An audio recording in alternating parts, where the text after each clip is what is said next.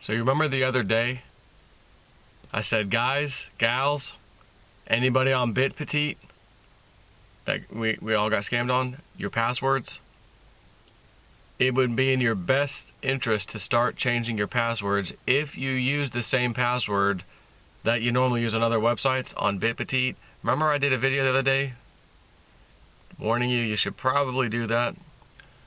I'm hoping a bunch of you did. So I get a notification last night, basically. Somebody has successfully logged into your Google account. If this was not you, you know, blah, blah, blah. However, we blocked them, you know, because they thought it was fishy. And I tracked the IP address down to a data center in Los Angeles. I contacted them to let them know some user, what have you, on that machine is trying to hack people's accounts. So I use a normal password on junky whatever nonsense websites and stuff. And even though I told you guys, hey, you may want to change your password, I thought to myself, I'm going to leave it. I'm going to leave my password up, that particular password I used, like this old Google account that is, it's ancient, I don't even use it, goes nowhere, to see if my suspicions are correct, and they're now going to go through the database of all of us who signed up on their site. This is Bitpetite now. And then since they have our email and address and password that we use on their site, they'll just go try to log in all over the place with those credentials. So they tried it on a Microsoft account that I have unsuccessfully, and they tried it on a Google account successfully, although Google blocked them because it gets detected some fishy activity, whatever. So that told me they are, whoever they are, is in fact using the password that was located on the Bitpetite website that I used. So I thought about changing my passwords all over the place. I was like, no, I don't use the same password everywhere. But on sites like that stuff, I use this one particular password. So sure enough, bang, notification, they tried to get you.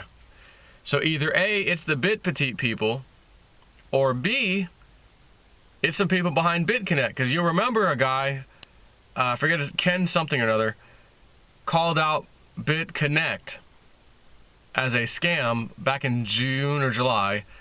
And he's like, you know, I was doing videos right out of my house, so I think anyone could easily figure out where I lived. And man, as soon as I said that about that thing, like within a couple of days or so, my whole identity was stolen. I was hacked and this and that, his computer, all kinds of problems.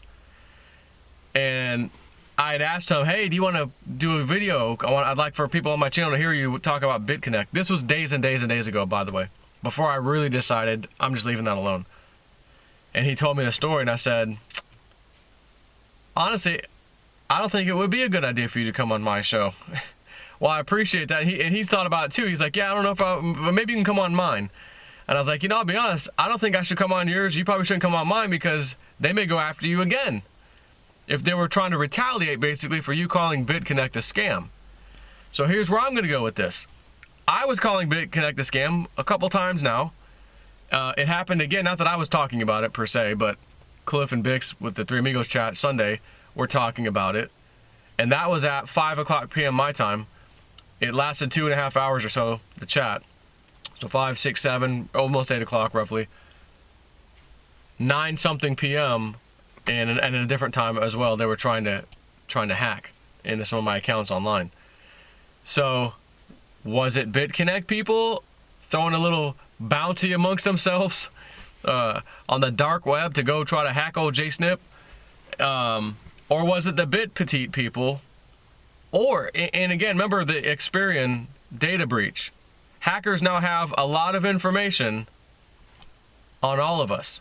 So if these people have access to that information from the Experian breach, they may be using that, and password may have been on there on the side, I'm not really sure, but it was definitely in the Bitpetite side. I used that password on Bitpetite for sure. So again, if these hackers have access to the data that was stolen months ago, they can look up your name, email, all kinds of stuff. Also say, oh, this guy's also on using our site over on Bitpetite, or in this case, Bitconnect, either or where I'm going with this, is any other of these Ponzi scams that you're signed into, whether you think it's legit or not, keep this in mind, okay? When you put a password in, they're storing it in a database. Normally, passwords are hashed and stored, you know, if you're a proper IT professional and doing it right. These sites are all scam sites, so don't expect them to follow that rule of thumb, and they don't have to if they don't want to. You'll never know. Which means your password is stored open on their database so that they can then try to go log in all over the internet with your credentials, hoping you use the same password everywhere. And God help you if you're on some of these crypto sites, exchanges that are attached to your bank account and that kind of thing, and you don't have two-factor authentication set up. So that way, if they do get your password, they don't have your two-factor authentication, such as the Google Authenticator app on your phone, they can at least get stopped at that point. So I kind of set a little trap a little bit to see what would happen, as I told you, realizing I have accounts that I've used that password on that don't really do anything, don't really go anywhere. I'm not going to change those because I'm curious now. However, it did happen after the Bitconnect fiasco, me talking about that.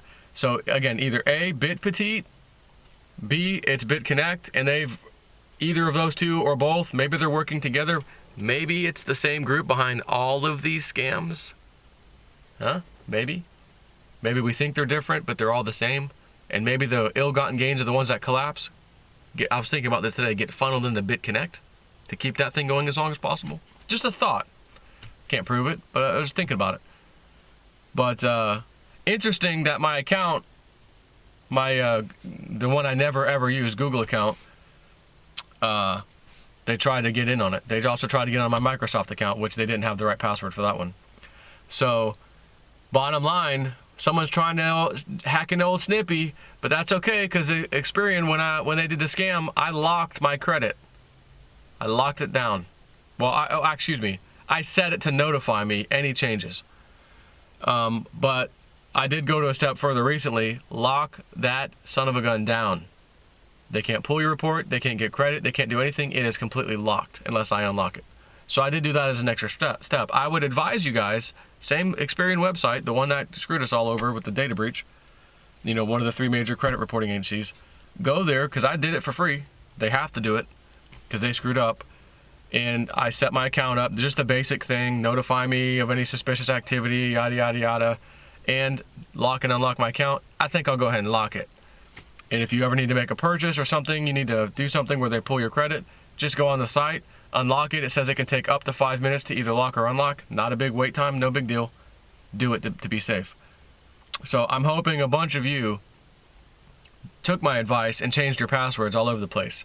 What I would like to know, out of curiosity, is any of you, roughly 500 people that were on Bitpetite, have you noticed any kind of activity recently that looked like someone's trying to hack in your account? Google's notifying you, some sites say, hey, this is suspicious, is this you, did you log in, you know, anything like that happening to you lately? If the answer is no, then this isn't a Bitpetite thing. This is me for bashing Bitconnect. They're basically trying to hack me now and do the same thing that they did to this other guy, successfully did to him, and took his credit, took every, you know, identity, everything. So that would tell me, you could bet your sweet bottom Bitconnect is a fraud, and there's some bad dudes behind this pushing this, or else they wouldn't try to attack people that way.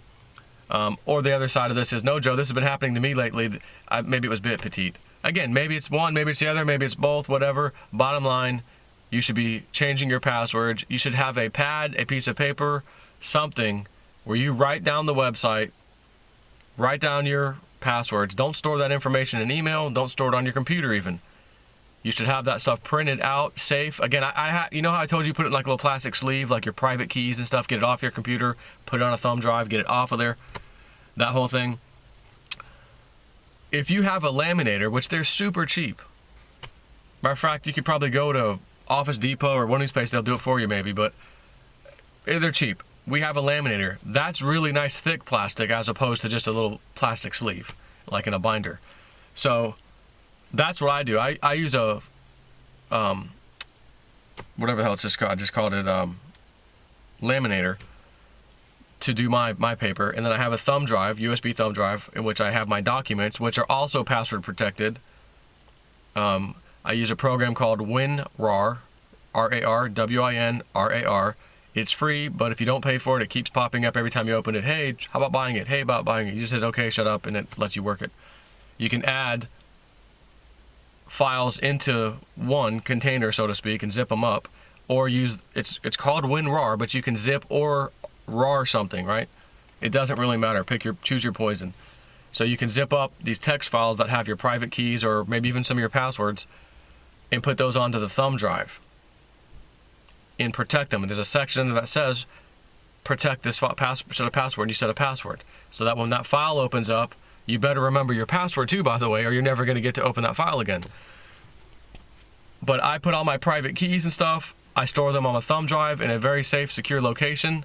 It's not sitting on my desk. It's not sitting in, you're not going to just come to my house, break in, and get my thumb drive. It's not happening. So I put that in a secure location. The paper, which is laminated, in another secure location. 2 separate secure locations, by the way. And that's how I'm rolling. I've been rolling like that. So I just want to update you guys. The hackers are not happy with Jsnip4, clearly. I went ahead and notified Cliff and Bix this morning. Guys, you may want to think about your password stuff. Some of your super secure stuff, some of the websites, bank account things, you may want to change it if you use those passwords elsewhere. So that's a message to you guys too. Obviously, Cliff knows, more than likely knows better. Bix, on the other hand, not sure what his level of understanding is on this stuff, so I went ahead and emailed him too. It's just a safety precaution anyways. But the fact that it just happened to me and it's never happened before, pretty interesting, wouldn't you say? Take care.